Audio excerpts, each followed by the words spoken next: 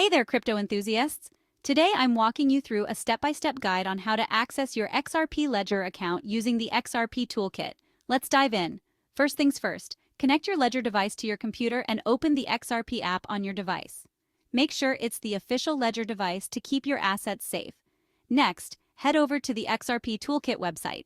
Click on the Get Started button right at the center of the page. It's hard to miss. Now you'll see a Connect Wallet option. Go ahead and click on that. From the drop-down menu, select Ledger Device and then click Connect Ledger.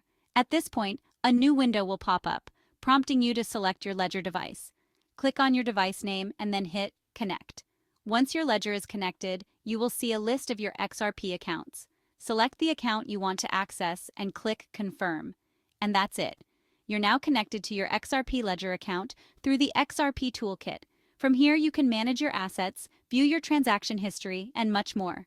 Remember, always double-check the website URL to ensure you're on the official XRP Toolkit site to avoid phishing scams. Thanks for tuning in. If you found this guide helpful, give it a thumbs up and don't forget to subscribe for more crypto tips and tutorials. See you next time.